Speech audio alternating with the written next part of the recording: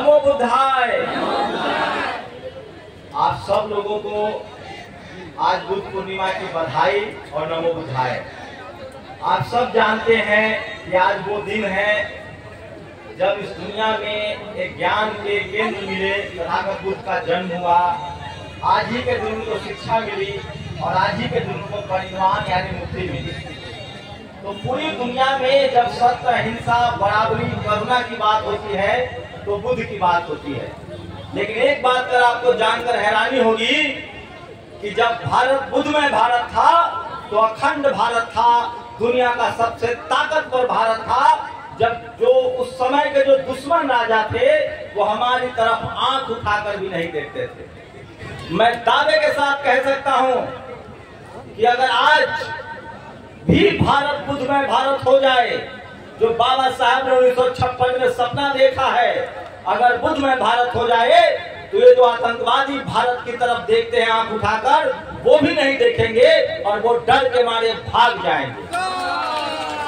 आप सोचिए इस आंदोलन, अरे इधर फिर क्या,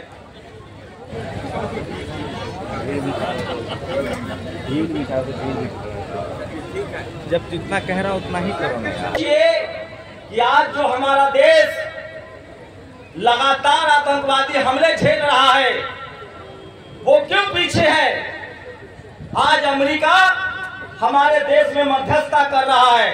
मैंने जब आपको कहा कि बुद्धमय भारत होगा, अगर आज भी बुद्धमय भारत हो जाए तो भारत की तरफ कोई आंख उठाकर नहीं देख सकता है। उसके पीछे की वजह बता रहा हूं मैं आपको। तथागत बुद्ध ने कहा है कि ज्ञान और विज्ञान से दुनिया चलती है। आज युद्ध तलवारों से नहीं होता है।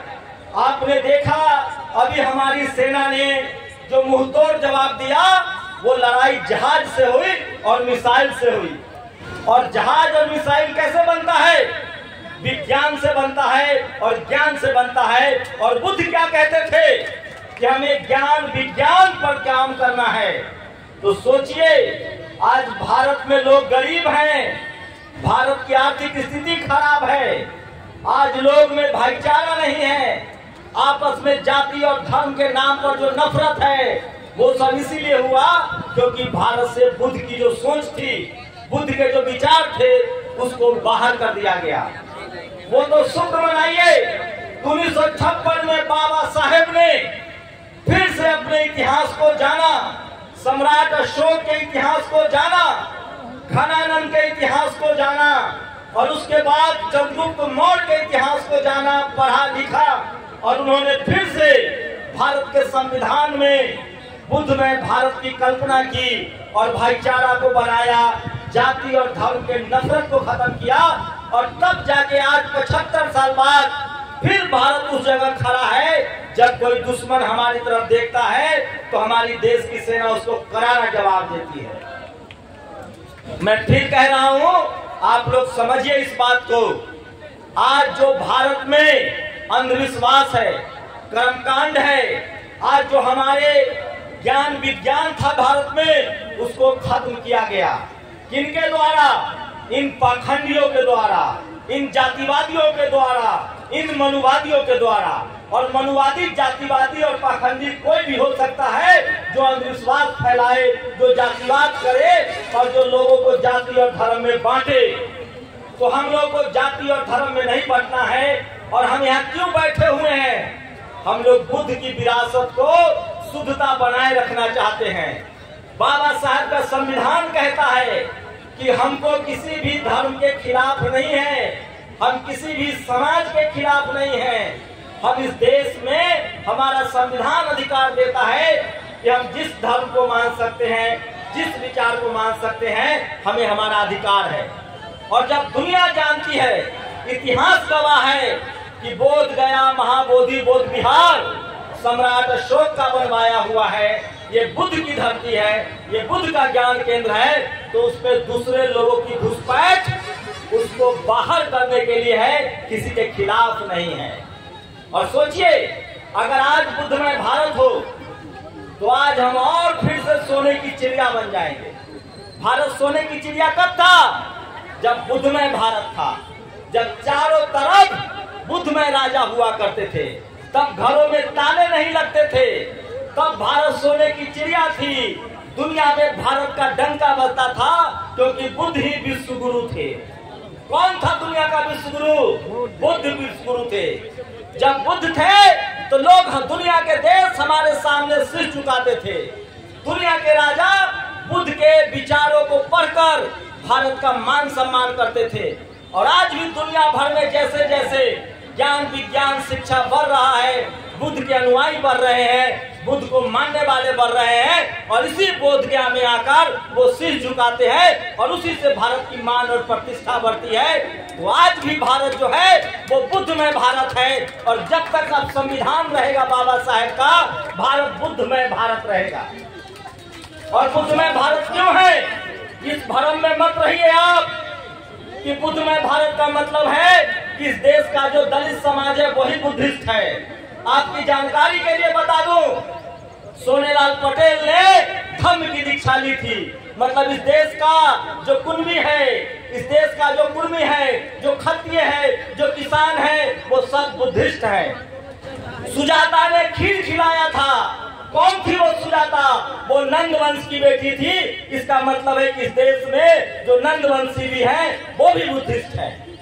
इस देश के किसान हो, क्षत्रिय हो, जो दलित हैं, आज पिछड़े हैं, आदिवासी हैं, हम सब बुद्धिस्ट हैं। और सच्चाई तो ये है, जैसे जैसे आप पढ़ते लिखते जाएंगे कि भारत की दुनिया में पहचान ही बुद्ध से है और भारत की ताकत ही बुद्ध से है।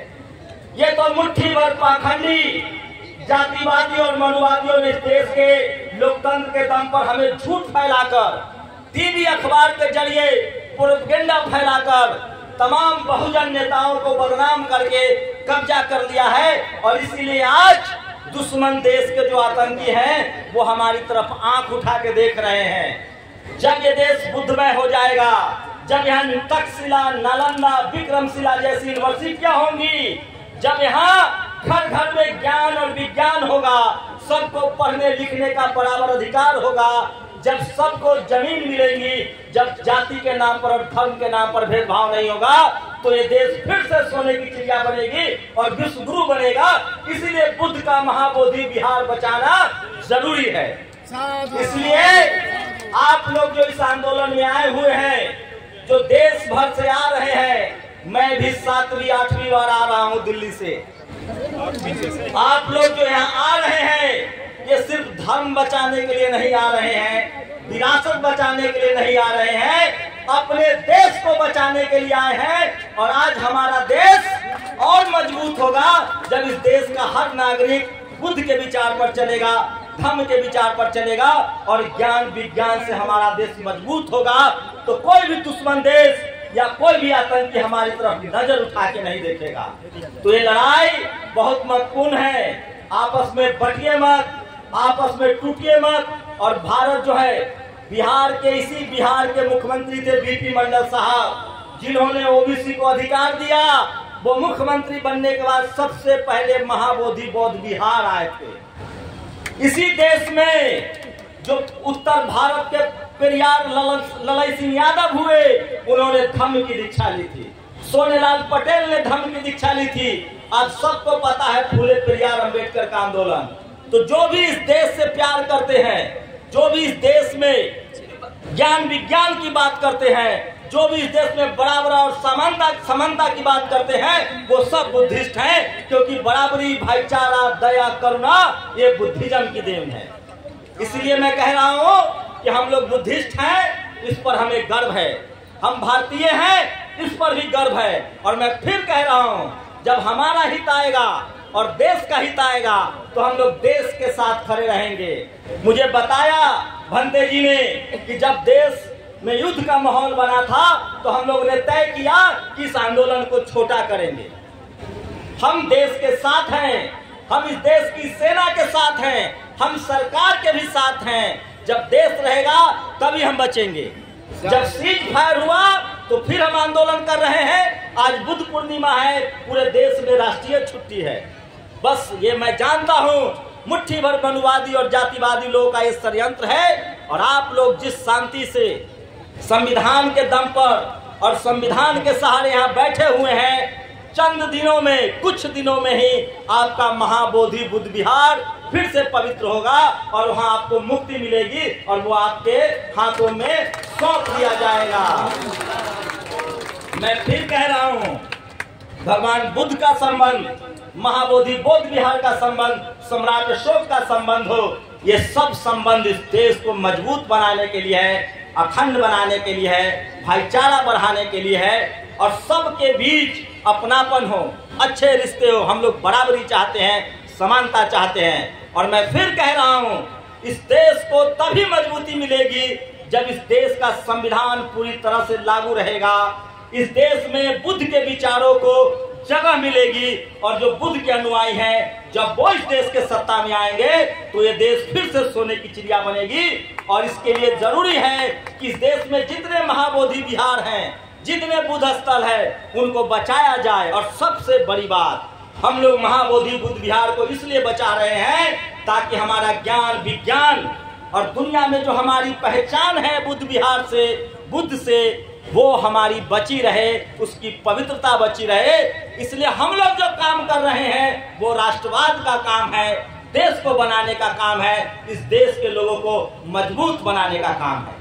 हम लोग अपने पेट के लिए नहीं बैठे हैं यहाँ, चंदा के लिए नहीं बैठे हैं यहाँ। हमारे बुद्ध विहार में हमारे बौद्ध भिक्षु सर्वजन हिताय सर्वजन सुखाय की अब बात करते हैं, बहुजन हिताय बहुजन सुखाय की बात करते हैं, दुनिया के प्रसन्नता की बात करते हैं। लेकिन मैं फिर कह रहा हूँ, बुद्धिज्म में ही कहा गया है कि हम सांप को पकड़ना भी जानते हैं, उसको पालना भी जानते हैं और उसका फन भी कुचलना जानते हैं। तो ये जो जातिवादी, मनुवादी जो नाग बन के बैठे हुए हैं, वो सुधर जाए और जिसका जो हक है उसको दे दे, ये अच्छा होगा।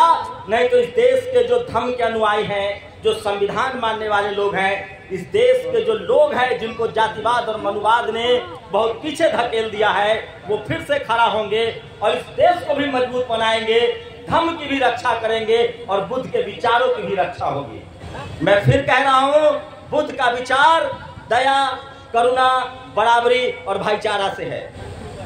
बाबा साहब अम्बेडकर ने बुद्ध के विचारों को, सम्राट अशोक के विचारों को, चंद्रगुप्त मौर्य के विचारों को संविधान का रूप दिया है। हमारा संविधान भी धार्मिक बराबरी की बात करता है, हमारा संविधान भी लिंग, महिला और पुरुष में बराबरी की बात करता है। और जो हमारा फंडामेंटल राइट्स है, धर्म की बराबरी, धर्म हमारा विचार है, हमारी आस्था है और हमारी आस्था के साथ खिलवाड़ नहीं होना चाहिए। हमारे बुद्ध विहार को मुक्त किया जाए, तब तक ये आंदोलन शांतिपूर्वक तरीके से चलता रहेगा।